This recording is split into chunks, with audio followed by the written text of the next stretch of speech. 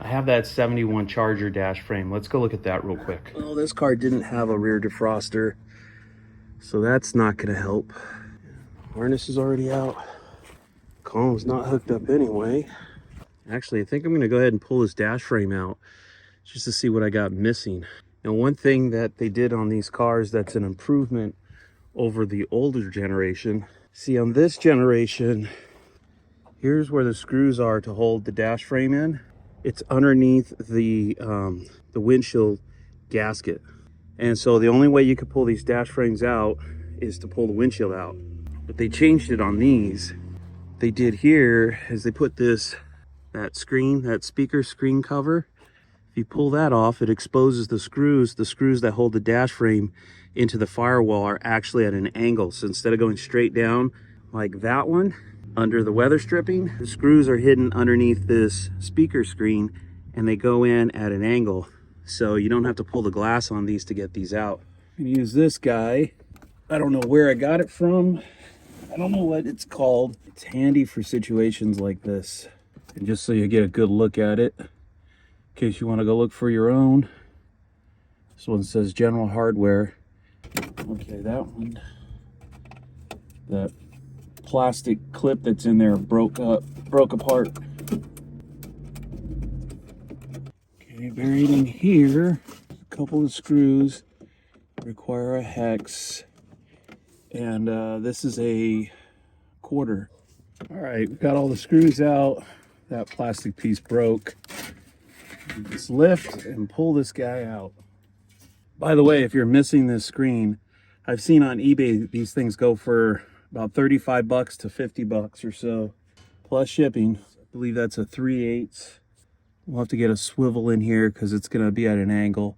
And there's 1, 2, 3, 4 screws up there. We take those 4 screws down, and then there's you just loosen these screws. Take a 7/16 to loosen it right there, and then this whole dash will fall over like this, and then you can pull it out.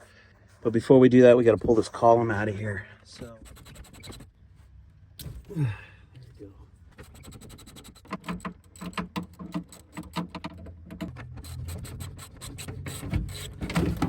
Whoa.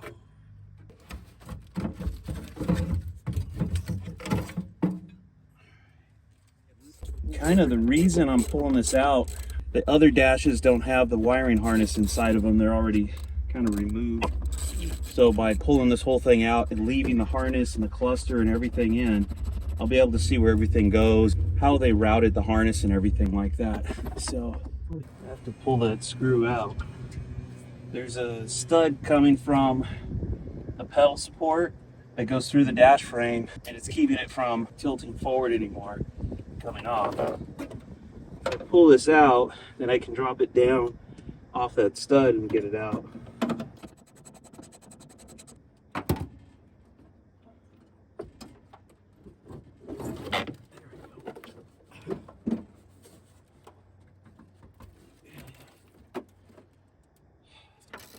This is the dome light switch.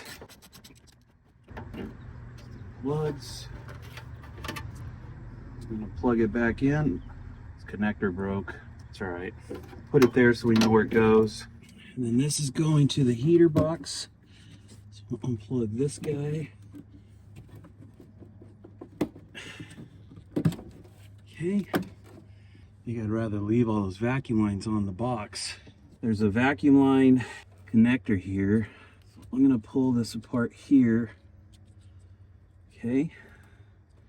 Leave this side with the dash. Leave this side with the heater box. And then this one line right here is also gonna stay with the heater box. You gotta take the dome light switch off on this side.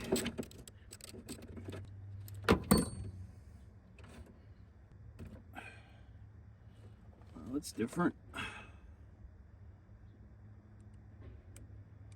It's the dome light. It's gonna stay with the car. This is our brake light switch. So it looks like white is facing straight down, and then pink is facing straight back. I don't think it really matters because it's just a switch, but You know, as long as those make contact when you hit the brake pedal, that's all that really matters. All right, so that's loose. But, you know, it's good to document that in recording this video. So when we put this back together, we know where things are supposed to go and how they're supposed to go. This is to the e-brake switch. It should just pop off of here, but I think the corrosion is keeping it stuck on. There we go. I think it's coming. There. Oh, it looks like, I think there's a metal piece on here that broke off.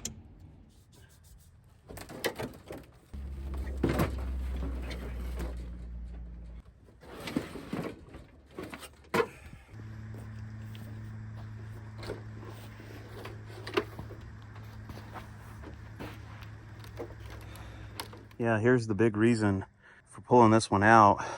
I did notice this guy. This guy must be hooked into something on the frame somewhere. I know I have this piece. So this piece I have in, but this piece across here, I don't have in that dash. So I don't know where it is. I have to look for it. And we have this piece, which I don't have. I have to go look for, which goes to the dash vents. So dome light switch goes across the top of here. You got your heater, goes across here.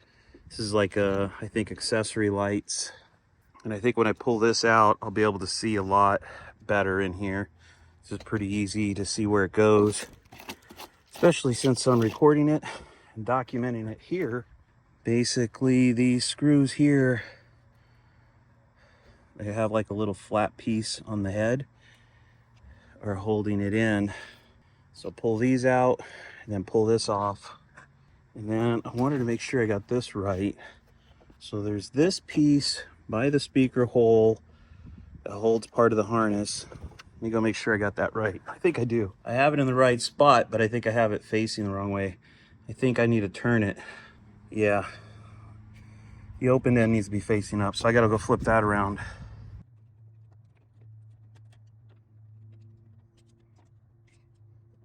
It looks like there's a brace here. Goes to that. Down to here. Okay. All the heater control stuff. This one facing up also. Yeah, that one I got right. Okay.